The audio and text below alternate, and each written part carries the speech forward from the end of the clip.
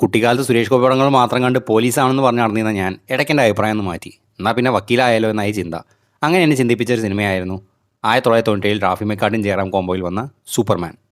എനിക്ക് തോന്നുന്നു റാഫി മെക്കാർഡിൻ ഇതുവരെ എഴുതിയിട്ടുള്ള കഥകളിൽ വെച്ച് ഏറ്റവും ദുരന്തമായ ഫ്ലാഷ് ബാക്കിലൂടെ കടന്നുപോയൊരു നായകൻ അത് ഈ സിനിമയിലെ ഹരീന്ദ്രനാണ്. അതുപോലെ നമ്മുടെ ജയറാമേട്ടനെ ഏറ്റവും സ്റ്റൈലിഷായി പ്രസൻറ്റ് ചെയ്തൊരു പടം. റാഫി മെക്കാർഡിൻ്റെ എൻ്റയർ ഫിലിമോഗ്രാഫി എടുത്ത് നോക്കുകയാണെന്നുണ്ടെങ്കിൽ ഇങ്ങനൊരു ജോണർ അവർ ഇതിന് മുമ്പോ ശേഷമോ കൈവച്ചിട്ടില്ല. ഈ പടത്തിലെ കോടതി സീനുകൾക്കൊക്കെ ഒരു സെപ്പറേറ്റ് ഫാൻ ബേസ് തന്നെ ഉണ്ട്. പ്രത്യേകിച്ച് നമ്മുടെ ജഗദീഷനും ബിന്ദു മണിക്കരനും. കോടതി സീനൊക്കെ ഇവർ നോക്കിയെങ്കിൽ ക്ലൈമാക്സിൽ നമ്മുടെ രാജൻ ഫിലിപ്പിൻ്റെ അഴിഞ്ഞാട്ടായിരുന്നു. ഈ പടത്തിൻ്റെ ടൈറ്റിൽ കാർഡ് തന്നെ ഒരു പ്രത്യേകത ഉണ്ടായിരുന്നു.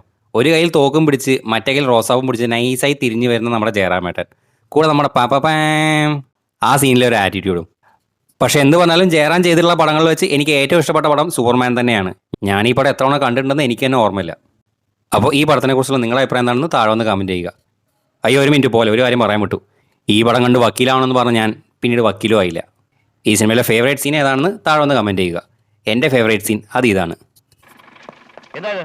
കുറച്ച് പുസ്തകങ്ങളാണ് സാർ. എന്ത് പുസ്തകം? നിയമപുസ്തകങ്ങളാണ്. നിയമം നീ കയ്യിലെടുക്കണ.